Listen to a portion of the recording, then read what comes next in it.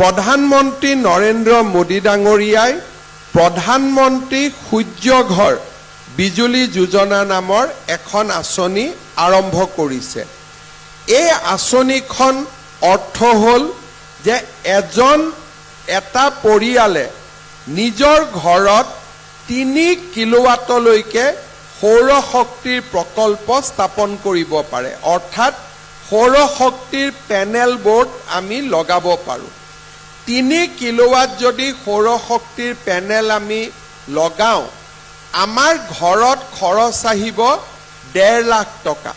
অৰ্থাৎ 1.5 লাখ টকা যদি আমি খৰচ কৰোঁ, আমি 3 কিলোৱাট সৌৰ শক্তি আহৰণ কৰিব পাৰিম।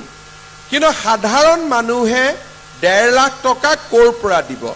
সেইকাৰণে কেন্দ্ৰীয় চৰকাৰ আৰু ৰাজ্য চৰকাৰে লগ লাগি 1.5 লাখ টকাৰ 1,30,000 টকা আমি চৰকাৰৰ পৰা ৰাজসাহায্য হিচাপে পৰিয়ালটোক আমি তুলি দিম।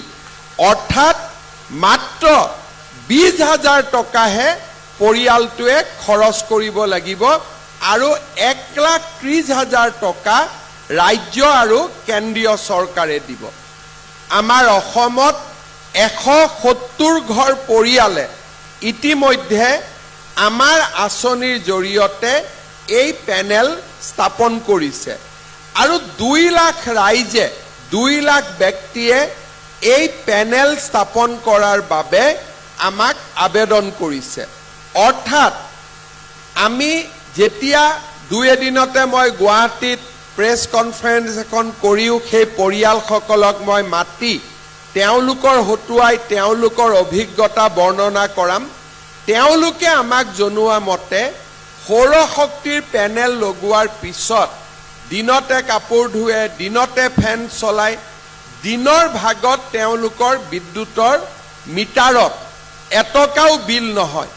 অকল ৰাতি তেওঁলোকৰ বিল হয় যেতিয়া সৌৰ শক্তি বা সূৰ্য অস্ত যায়। সৰ্বমুঠ তেওঁলোকে হিচাপ কৰি দেখিছে যে আগতে যদি 100 টকা ইলেক্ট্ৰিচিটি বোৰ্ডক দিছিলে, এতিয়া তেওঁলোকে মাত্ৰ 15 টকা দিব লাগে। অৰ্থাৎ 85% ইলেক্ট্ৰিচিটিৰ খৰচ তেওঁলোকে পেনেল লগোৱাৰ পিছত দিবলগীয়া হোৱা নাই। সেইবাবে মই নামৰূপ বা নাহৰকটীয়া বা আমাৰ ডিব্ৰুগড় জিলাৰ ৰাইজক অনুৰোধ কৰিম যে আপোনালোকে যিহেতু 20,000 টকা লগালেই আমাৰ ইলেক্ট্ৰিচিটি খৰচ বা ইলেক্ট্ৰিচিটি বোৰ্ডক আমি বিল এক প্ৰকাৰ দিয়াৰ প্ৰয়োজনীয়তা নোহোৱা হৈ যাব। সেইকাৰণে আমি এই আঁচনিটোৰ যিমান পাৰি সিমান আমি সুবিধা ল'ব লাগে। নিজৰ ঘৰত যেতিয়া আমাৰ ইলেক্ট্ৰিচিটি আমি নিজেই উৎপাদন কৰিম, আমি বোৰ্ডৰ পৰা ইলেক্ট্ৰিচিটি কিনিব নালাগে আৰু ৰাইজে যদি আমাৰ পৰা ইলেক্ট্ৰিচিটি নিকিনে, আমিও বাহিৰৰ পৰা ইলেক্ট্ৰিচিটি কিনাৰ প্ৰয়োজনীয়তাটো নোহোৱা হৈ পৰিব। আজি আমি ৰাইজক 6 টকা প্ৰতি ইউনিটত ইলেক্ট্ৰিচিটি দিওঁ আৰু মহাৰাষ্ট্ৰ, তামিলনাডু আদি ৰাজ্যৰ পৰা আমি 10 টকাত ইলেক্ট্ৰিচিটি কিনিব লাগে। সূৰ্য যিহেতু সকলোকে সমানে পোহৰ দিয়ে, সূৰ্যৰ পৰা যদি আমি সৌৰ শক্তি উৎপাদন কৰিব পাৰোঁ, আমিও বাহিৰৰ পৰা ইলেক্ট্ৰিচিটি কিনিব নালাগে আৰু ৰাইজেও ইলেক্ট্ৰিচিটি বোৰ্ডক টকা দিয়াৰ প্ৰয়োজনীয়তাটো নোহোৱা হৈ পৰিব।